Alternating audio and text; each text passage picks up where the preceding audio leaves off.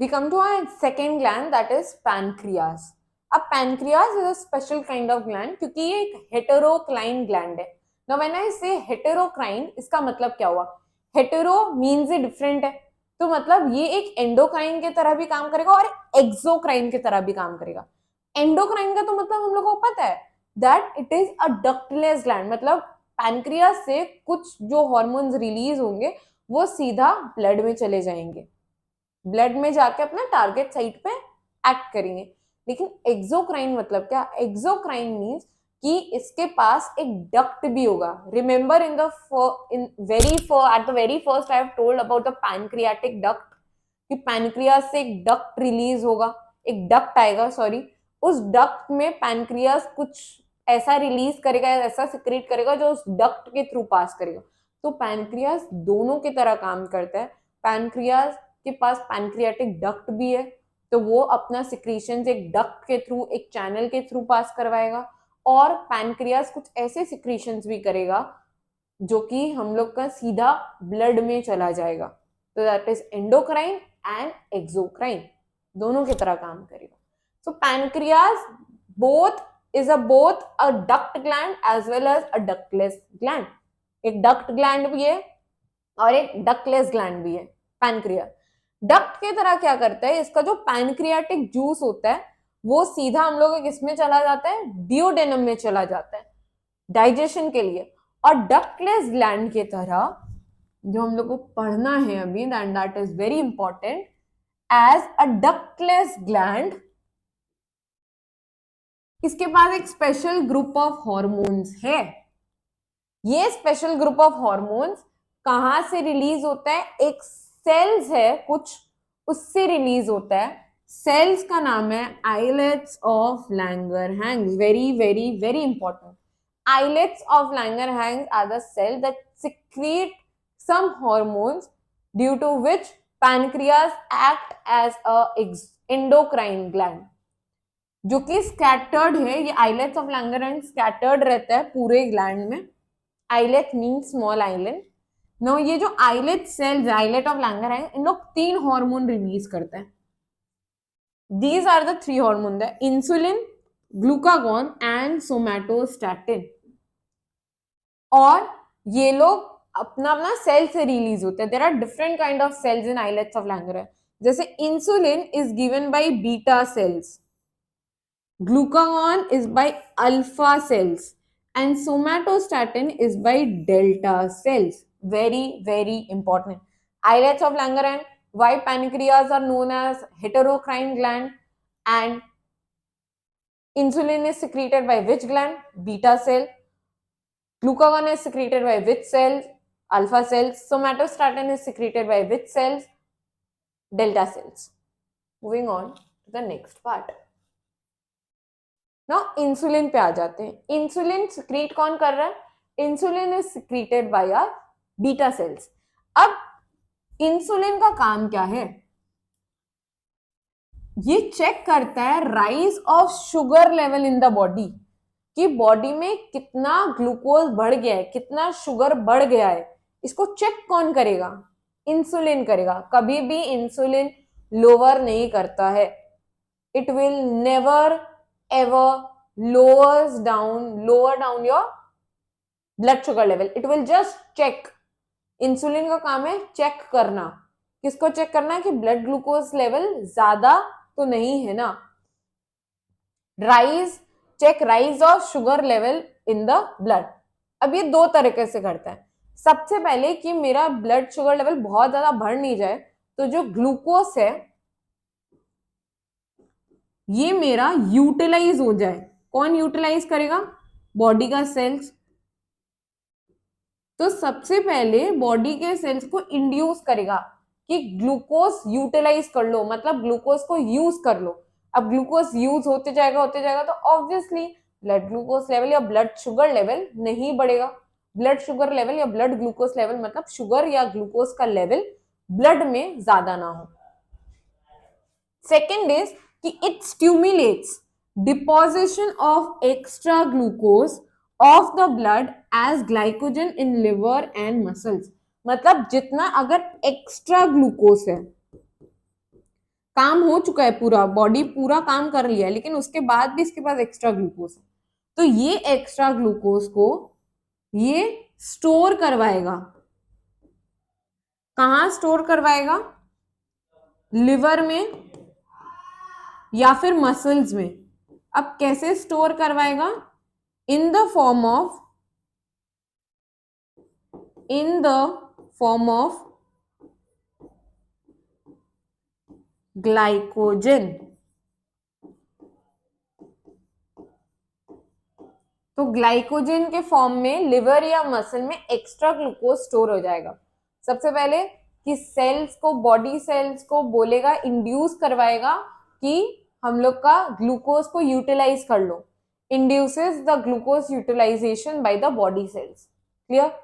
Second is कि it stimulate deposition of extra glucose. जो extra glucose है उसको डिपॉजिट, उसको स्टोर कर लो एज ग्लाइकोजन। एक्स्ट्रा ग्लूकोज को ग्लाइकोजन के फॉर्म में कन्वर्ट कर देगा। कहाँ पे एक्स्ट्रा ग्लाइकोजन, जो ग्लाइकोजन है वो कहाँ स्टोर होगा हम लोग का? लिवर में या फिर मसल्स में।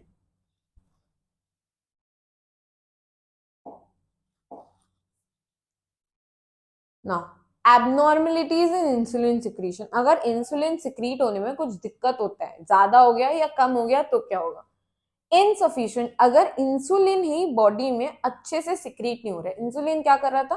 ब्लड में ग्लूकोज लेवल को बढ़े नहीं, चेक कर रहा था, rise of blood glucose level, ये चेक कर रहा था। तो अगर इंसुलिन ही मेरा कम सिक्रीट हो रहा है, तो ब्लड ग्लूकोज लेवल पे चेक कौन कर पाएगा? ब्लड में ग्लूकोज लेवल तो है अपना, नॉर्मल बढ़ते जा रहा है, या फिर हम लोग जो कर रहे हैं, जैसे कर रहे हैं उसके हिसाब से मेंटेन्ड है, वो ग्लूकोज तो आ रहा है बॉडी में क्योंकि खाना खा रहे हैं हम लोग। बट अगर इंसुलिन कम सिक्रीट हो रहा है तो उस पर चेक नहीं हो पाएगा। चेक नहीं हो पाएगा तो ब्लड में ग्लूकोज का लेवल बढ़ेगा? Yes, definitely it will increase. तो insufficient secretion of insulin causes diabetes. तो डायबिटीज किसकी वजह से होता है? अगर इंसुलिन बॉडी में कम बन रहा है, इसीलिए तो जिसका ब्लड ग्लूकोज लेवल बहुत ज्यादा रहता है उसको, और बहुत टाइम से उसको है, तो उसको हम लोग क्या देते हैं डायबिटीज में? इंसुलिन देते हैं। इंसुलिन एक इंजेक्शन के फॉर्म में होता है जो कि लिया जाता है। insufficient secretion of insulin causes diabetes. Okay, diabetes mellitus, अच्छा नाम है। डायबिटीज मेलिटस मतलब क्या? डायबिटीज मतलब तो पता ही है कि ब्लड में शुगर लेवल बढ़ गया। मेलिटस मतलब क्या हुआ? हनी जैसा। तो इसका मतलब क्या है कि जो शुगर है वो यूरिन में प्रेजेंट होगा।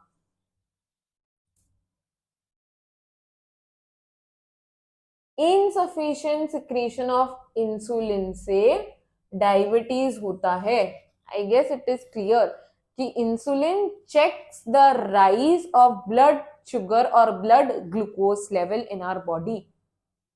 तो अब अगर इंसुलिन ही कम हो गया तो चेक कौन करेगा? नहीं हो पाएगा चेक अच्छे से, तो उसके वजह से ब्लड में ग्लूकोज लेवल बढ़ेगा। इंसुलिन ही तो था जो कि हम लोग के बॉडी सेल्स को बोल रहा था कि ग्लूकोज यूज करो। इंसुलिन ही तो था जो एक्स्ट्रा अगर ग्लूकोज आ गया उसको ग्लाइकोजन में कन्वर्ट कर रहा था। अगर इंसुलिन कम है तो ये काम हो पाएंगे नहीं, तो इसके वजह से ब्लड में ग्लूकोज लेवल बढ़ेगा बढ़ेगा, इसके वजह से डायबिटीज हो जाता है। एंड डायबिटीज में बेसिकली डायबिटीज मेलिटस में हम लोग का शुगर या फिर ग्लूकोज रहता है यूरिन में। ना अब अगर कोई डायबिटिक पर्सन है, एक डायबिटिक पर्सन है, डायबिटिक पर्सन में जो कंसेंट्रेशन है शुगर का ब्लड में वो ज्यादा है। हाइपरग्लाइसीमिया, हाइपर मीन्स एक्स्ट्रा और ओवर ज्यादा है, glyce means sugar and emia means blood. तो ब्लड में एक्स्ट्रा शुगर है। तो यहां पे जब एक्स्ट्रा शुगर है तो इन लोग में क्या देखने मिलता है, क्या सिम्टम्स होता है एक डायबिटिक पर्सन का? सिम्टम ऐसा होता है कि बहुत ज्यादा यूरिन पास होता है, और जितना यूरिन एक्सक्रीट होगा उतना ज्यादा वो यूरिन में हम लोग का शुगर रहेगा। तो शुगर इज प्रेजेंट और glucose is present in the urine. अब बहुत ज्यादा थर्स्टी फील होगा। क्यों? क्योंकि बॉडी बहुत ज्यादा यूरिन एक्सक्रीट कर रहा है तो बहुत ज्यादा वाटर लॉस हो रहा है बॉडी से, इसके वजह से थर्स्टी होगा, बॉडी वेट लूज होता है, वीक हो जाते हैं, और कुछ केसेस में आईज को भी अफेक्ट दिखता है, आई साइट या विजन भी लूज हो सकता है। आई गेस क्लियर हो।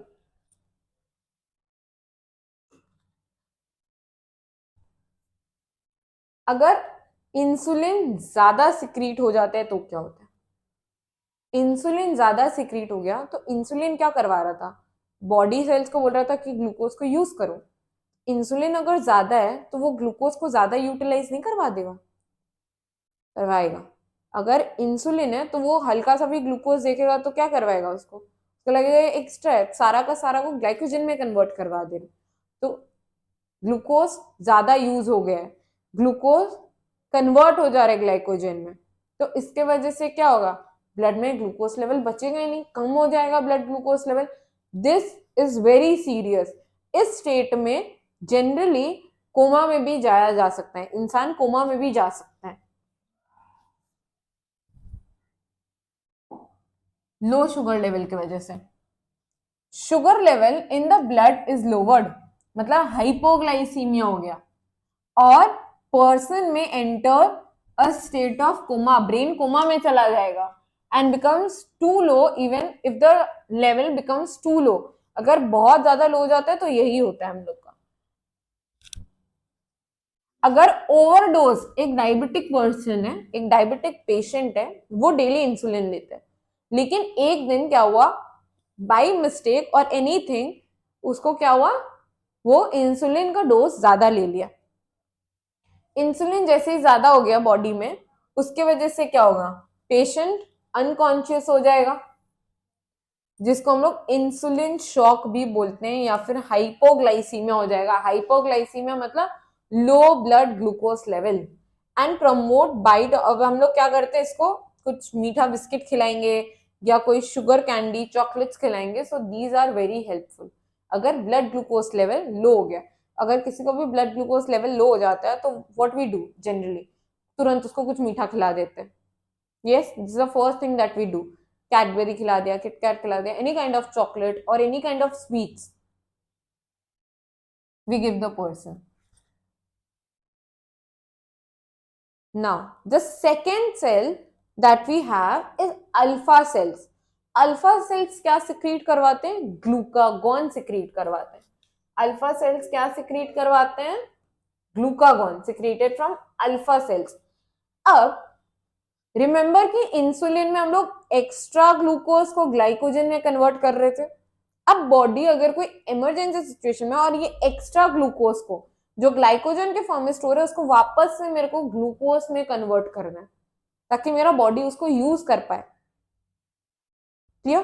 तो अब ये जो एक्स्ट्रा ग्लूकोज है जो ग्लाइकोजन के फॉर्म में स्टोर था, ये वापस ग्लूकोज में कैसे कन्वर्ट होगा? ग्लाइकोजन वापस किस में टूटेगा? ग्लूकोज में टूटेगा। ये कौन तोड़वाएगा? Who will break it down? Glucagon. Glucagon is the hormone responsible for breakdown of glycogen into glucose. इसके वजह से क्या होता है, ये क्योंकि ग्लूकोज हो गया तो अचानक से क्या होगा, शुगर लेवल में, मेरा ब्लड में जो शुगर लेवल है वो इंक्रीज कर जाएगा। I guess pancreas is clear.